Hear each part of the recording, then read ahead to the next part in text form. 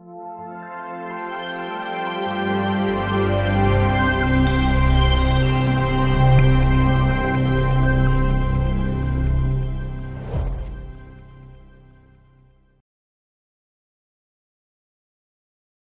there. So you want to learn a little bit more about technical indicators and how they can help you make more informed trading decisions.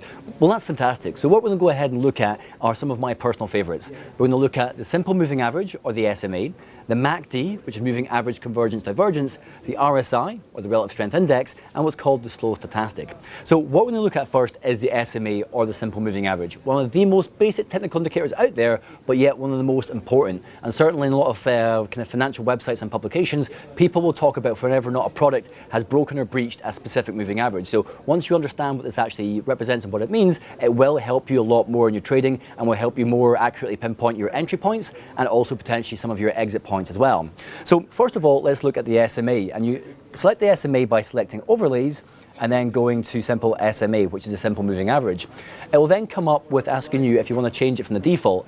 As default, the moving average is set to 5. I personally quite like a 21-day or period moving average and a 55-period moving average combined, okay? And I'll explain why that's the case in just a second. So I'm personally going to change that and make that 21. And what this line kind of represents is it's drawing an average line throughout the whole charting package there itself, and it takes the last 21 closing prices, then draws a dot. Then it moves forward one other period, draws another point at the last 21 days until you get this nice line that goes all the way throughout the chart action itself. If the price is trading above the moving average, then things are bullish and you're in an uptrend. If things are trading below the moving average, as they are right here, then things are more bearish or they're moving downwards. There's two ways how you can basically utilize a moving average with your trading. First of all, you might notice here that it kind of acts almost as a kind of a support and resistance line as it moves along here. Let's find some nice examples. So along here, you've actually see the moving average and it's working as a kind of a support level. When it drops down to the moving average, buyers then come back in and the price then gets propped up. And then as you can see here, you've got evidence that there is resistance, which is the opposite. So when the price has been increasing, it then stops like it hits a ceiling, and then people start selling off. And it's a very, very useful tool to utilize. It helps you identify, are you in an uptrend? And also it helps you identify if things have then suddenly changed. For example, when we break above the moving average right here, as you can see then, there is quite a big upswing up higher in price. And that's something that you guys at home can take advantage of. What many traders like to do as well is like to operate a dual moving average crossover, and with that we're adding two moving averages onto the price chart at the same time. It's very, very easy to go ahead and do that. You just simply click SMA again, and I'm just going to change this to a 55-period moving average. So what we've actually got here is a short-term moving average and a long-term moving average on the screen there combined, and there's actually buying and selling signals generated by this. Basically, you've got the short-term moving average crossing the longer-term moving average, and that's actually your buying signal. And then you can see the price action increases quite substantially after that.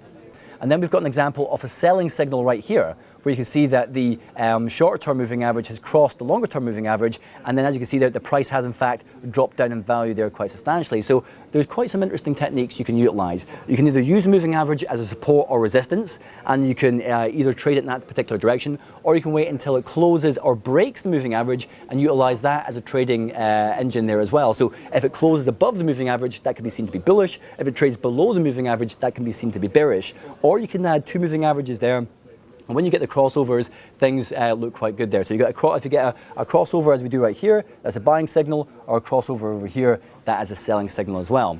So let's go ahead and move the moving averages away from here and have a look at another one of my technical indicators that I really am a big fan of, which is the MACD, or moving average convergence divergence.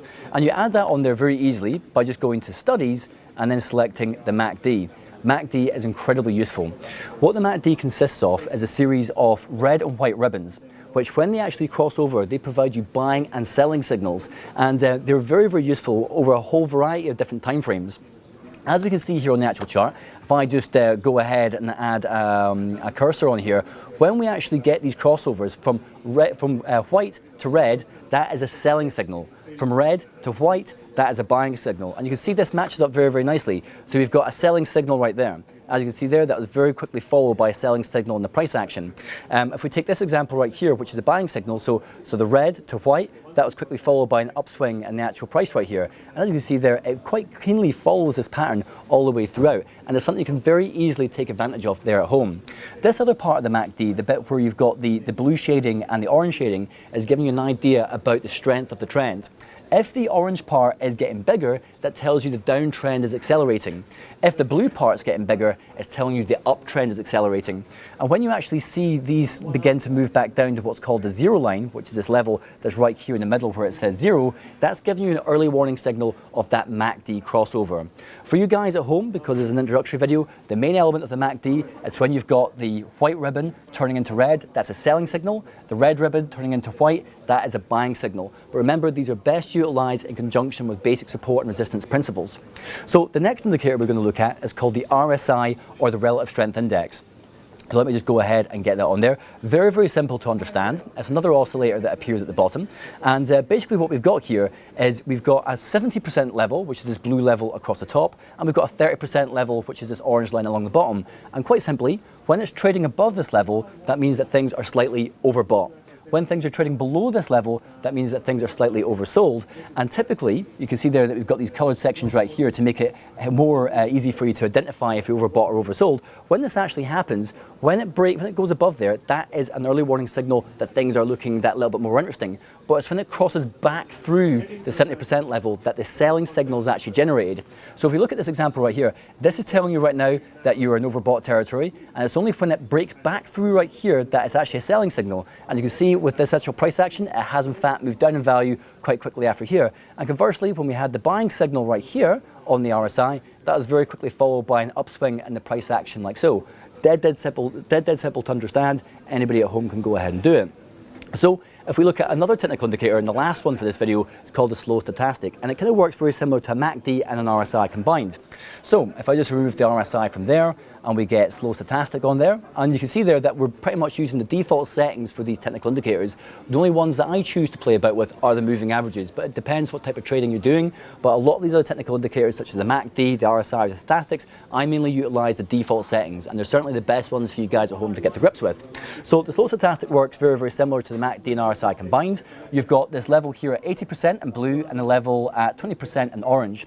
And when the stochastics are trading below that, that's telling you that things are oversold. Once again, when they're trading above the level, that means that they're overbought. But it's very important to realize that it's only once the stochastic levels break back through those levels that the buying and selling signals are actually generated.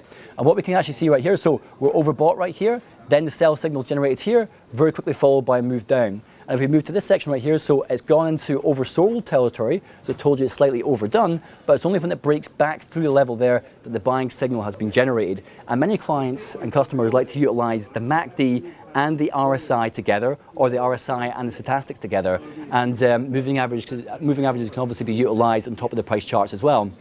A lot of these technical indicators are incredibly useful, but don't follow them blindly. It's always best to utilize a combination of fundamental analysis, technical analysis, and these technical indicators there as well. But support and resistance and fundamental analysis should always be the main reasons for trading. These just give you extra confidence and evidence to back up your view.